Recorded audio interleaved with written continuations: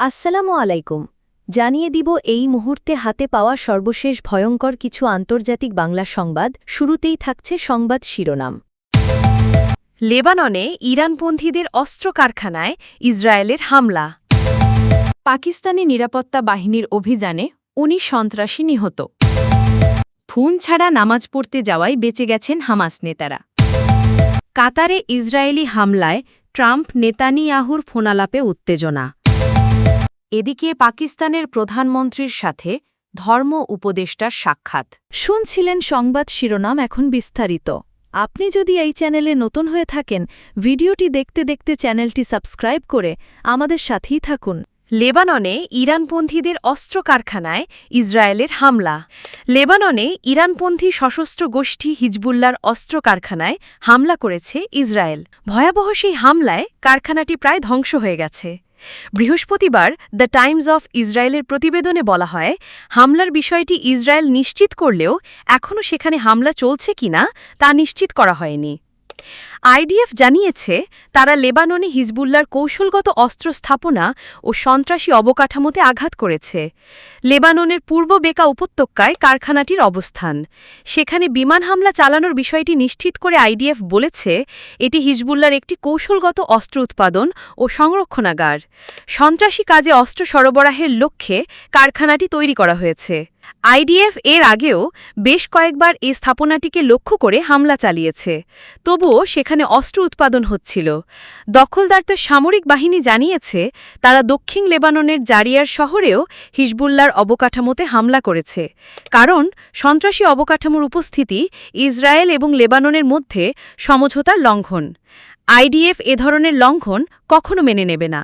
গত ৭২ ঘণ্টার ব্যবধানে তেল আবিব ৬টি দেশের ওপর হামলা চালায়, যার মধ্যে রয়েছে ফিলিস্তিন, সিরিয়া, তিউনিসিয়া, লেবানন, কাতার ও ইয়েমেন। গত সোমবার থেকে এই হামলা শুরু করে ইসরায়েল। এদিন গাজায় ইসরায়েলি হামলায় ১৫০ জন নিহত এবং ৫৪০ জন আহত হয়। ওই দিন গাজার একটি হাসপাতালে চিকিৎসা নিতে আসা ৩২০ জন আহতদের মধ্যে ৬৭ জনের মৃত্যু হয়। এছাড়া ত্রাণ সংগ্রহ করতে গিয়ে নিহত হয়েছেন আরও ১৪ জন এবং দুর্ভোগের কারণে ২ শিশুসহ ৬ জনের মৃত্যু হয়েছে। এছাড়া মঙ্গলবার ইসরায়েলের হামলায় ৮৩ জন নিহত এবং ২২৩ জন আহত হয়। ইসরায়েল অব্যাহতভাবে গাজায় ভয়াবহ হামলা চালিয়ে যাচ্ছে, নতুন করে উঁচু ভবন ধস এবং জোরপূর্বক ফিলিস্তিনিদের বাস্তুচ্যুত করছে, যদিও গাজায় কোনো নিরাপদ আশ্রয় নেই। পাকিস্তানি নিরাপত্তা বাহিনীর অভিযানে ১৯ সন্ত্রাসী নিহত। পাকিস্তানের খাইবার পাখতুনখাওয়া প্রদেশে নিরাপত্তা বাহিনীর পৃথক ৩ অভিযানে অন্তত ১৯ জন সন্ত্রাসী নিহত হয়েছে। বৃহস্পতিবার এক বিবৃতিতে দেশটির সামরিক বাহিনীর আন্তঃবাহিনী জনসংযোগ আইএসপিআর এ তথ্য জানিয়েছে। আইএসপিআর জানায়, ৯-১০ সেপ্টেম্বর মুহুমন্দ জেলায় অভিযানে তীব্র সংঘর্ষের পর ১৪ জন সন্ত্রাসী নিহত হয়। নর্থ ওয়াজিরিস্তানের দত্তখেল এলাকায় আরও ৪ জন নিহত হয়। আরেক অভিযানে ১ জন নিহত হয়। এই সময় সন্ত্রাসীদের কাছ থেকে অস্ত্র ও গোলাবারুদ উদ্ধার করা হয়েছে। সামরিক বাহিনীর দাবি, এরা নিষিদ্ধ ঘোষিত তেহরিক-ই-তালেবানের সদস্য। পাকিস্তান সেনারা তাদের ফিতনা আল খাওয়ারিজ বলে উল্লেখ করে। এছাড়া বেলুচিস্তানের বিদ্রোহী গোষ্ঠীগুলোকে তারা ফিতনা আল হিন্দুস্তান নামে উল্লেখ করে, যা ভারতের কথিত সম্পৃক্ততার ইঙ্গিত বহন করে। সূত্র ডন। ফোন ছাড়া নামাজ পড়তে যাওয়ায় বেঁচে গেছেন হামাস নেতারা। কাতারের দোহায় ইসরায়েলি হামলায় জ্যেষ্ঠ হামাস কর্মকর্তাদের বেঁচে যাওয়ার কারণ হল, হামলার কিছুক্ষণ আগে তারা ফোন ছাড়া সভাকক্ষ থেকে বেরিয়ে অন্য কক্ষে চলে যান। আরব সূত্রের বরাত দিয়ে ইসরায়েলের হায়ম সংবাদপত্র একথা জানিয়েছে। কাতারের দোহায় ইসরায়েলি হামলার কিছুক্ষণ আগে দুপুরের নামাজ পড়তে তারা ফোন ছাড়া সভাকক্ষ থেকে বেরিয়ে যান। আরব সূত্র সংবাদপত্রটিকে বলেছেন, হামাস কর্মকর্তারা দুপুরের নামাজ পড়ার জন্য অন্য কক্ষে চলে যান। কর্মকর্তারা তাদের মোবাইল ফোন টেবিলে রেখে গিয়েছিলেন। এর ফলে ইসরায়েলি ট্র্যাকিং সিস্টেম বিভ্রান্ত হয়েছে। ৯ সেপ্টেম্বর কাতারের রাজধানীতে হামলা চালায় ইসরায়েল। ধারাবাহিক কয়েকটি বিস্ফোরণের কিছুক্ষণ পরেই ইসরায়েল দাবি করে, তাদের বিমান বাহিনী হামাসের ওপর হামলা চালিয়েছে। কাতারের প্রধানমন্ত্রীর উপদেষ্টা এবং কাতারের পররাষ্ট্র মন্ত্রণালয়ের মুখপত্র মাজিদ বিন মোহাম্মদ আল আনসারি এই হামলার দায় ইসরায়েলের ওপর চাপিয়ে দেন। আমিরাতের স্বরাষ্ট্র মন্ত্রণালয়ের মতে, দেশটির নিরাপত্তা বাহিনীর একজন সদস্য নিহত এবং আরও বেশ কয়েকজন আহত হয়েছে। কাতারে ইসরায়েলি হামলায় ট্রাম্প নেতানিয়াহুর ফোনালাপে উত্তেজনা। কাতারে হামাস নেতাদের ওপর হামলায় ইসরায়েলি প্রধানমন্ত্রী বেনিয়ামিন নেতানিয়াহুর সঙ্গে উত্তপ্ত ফোনালাপ করেছেন মার্কিন প্রেসিডেন্ট ডোনাল্ড ট্রাম্প। ওই আলোচনায় ট্রাম্প কাতারে হামাস প্রতিনিধিদের ওপর ইসরায়েলের হামলায় অপ্রত্যাশিতভাবে জড়ানোর জন্য তার গভীর হতাশা প্রকাশ করেন। এক প্রতিবেদনে এ দাবি করেছে দ্য ওয়াল স্ট্রিট জার্নাল। উচ্চপদস্থ মার্কিন প্রশাসনিক কর্মকর্তা জানিয়েছেন, ট্রাম্প নেতানিয়াহুকে বলেন, দোহায় রাজনৈতিক নেতাদের লক্ষ্য করে নেওয়া এই হামলার সিদ্ধান্ত সঠিক নয়। তিনি আরও বলেন, হামলার খবর আমাকে ইসরায়েল নয়, মার্কিন সামরিক বাহিনী থেকেই জানতে হল, যা অত্যন্ত রাগান্বিত করেছে। পাশাপাশি হামলা এমন এক দেশে ঘটেছে যা মার্কিন মধ্যস্থতায় গাজা যুদ্ধ সমাপ্তির চেষ্টা করছে। নেতানিয়াহু জানান, হামলা চালানোর জন্য তার কাছে সীমিত সময় ছিল এবং সেই সুযোগটিকে গ্রহণ করা হয়েছে। এরপর একটি দ্বিতীয় ফোনালাপ হয়, যা বন্ধুত্বপূর্ণ পরিবেশে সম্পন্ন হয়। এই সময় ট্রাম্প নেতানিয়াহুকে জিজ্ঞেস করেন হামলা সফল হয়েছে কিনা, কিন্তু নেতানিয়াহু নিশ্চিত উত্তর দিতে পারেননি। পরবর্তীতে হামাস নিশ্চিত করেছে যে তাদের নেতৃত্ব হামলায় বেঁচে গেছে, তবে হামলায় হামাসের ৫ সদস্য এবং একজন কাতারি নিরাপত্তা কর্মকর্তা মারা গেছেন।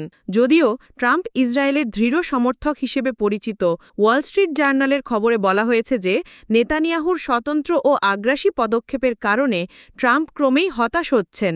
এসব পদক্ষেপ মার্কিন মধ্যপ্রাচ্য নীতির সঙ্গে সংঘর্ষে রয়েছে। মঙ্গলবার ইসরায়েলি সেনাবাহিনী জানিয়েছে, তারা হামাসের শীর্ষ নেতৃত্বকে লক্ষ্য করে একটি নির্ভুল হামলা চালিয়েছে। কাতার এই হামলাকে কপটচাল এবং আন্তর্জাতিক আইনের স্পষ্ট লঙ্ঘন হিসেবে নিন্দা জানিয়েছে। তারা সতর্ক করেছে, ইসরায়েলের অবাধ্য আচরণ সহ্য করবে না। কাতার মার্কিন যুক্তরাষ্ট্র ও মিশরের সঙ্গে মিলিতভাবে গাজায় ইসরায়েলের যুদ্ধ সমাপ্তির মধ্যস্থতায় গুরুত্বপূর্ণ ভূমিকা পালন করছে।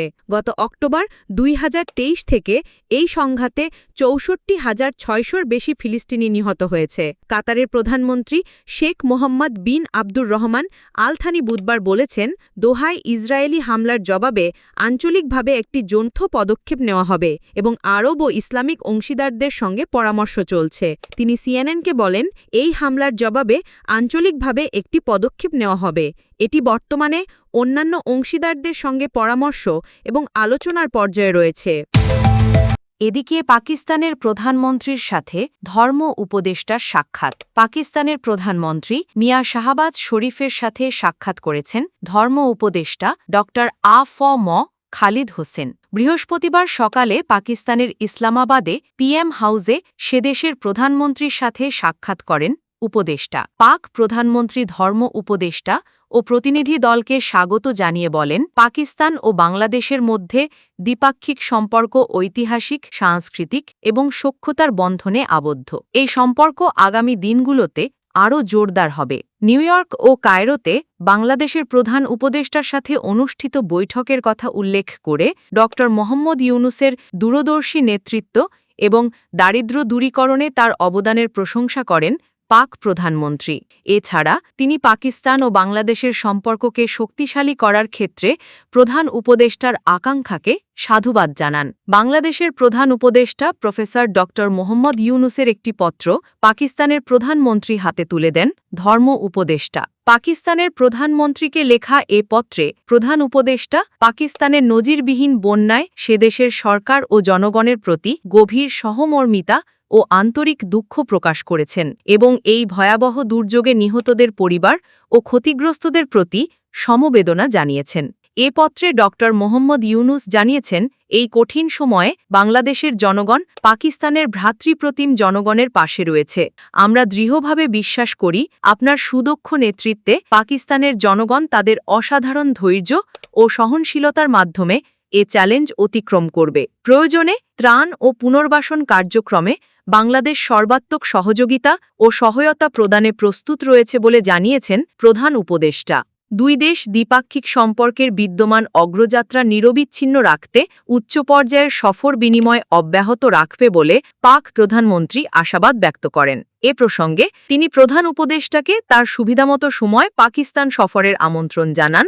প্রধান উপদেষ্টা ও বাংলাদেশ সরকারের পক্ষ থেকেও পাকিস্তানের প্রধানমন্ত্রীকে বাংলাদেশ সফরের আমন্ত্রণ জানানো হয়। এ সাক্ষাৎকালে ঢাকা ও করাচির মধ্যে সরাসরি বিমান চলাচল দ্রুত পুনঃস্থাপনের সম্ভাবনা নিয়ে আলোচনা করা হয়। এছাড়া কৃষি, বিজ্ঞান, প্রযুক্তি, ধর্মতত্ত্ব ও ও চিকিৎসা বিষয়ে উভয় বিষয়ের শিক্ষার্থী বিনিময়ে স্কলারশিপ প্রদানের উপর গুরুত্বারোপ করা হয়। উল্লেখ্য, ইতোমধ্যে পাকিস্তানের ফেডারেল সরকার অনার্স থেকে পিএইচডি কোর্সে অধ্যয়নের জন্য বাংলাদেশি শিক্ষার্থীদেরকে 500টি বৃত্তি মঞ্জুর করেছেন।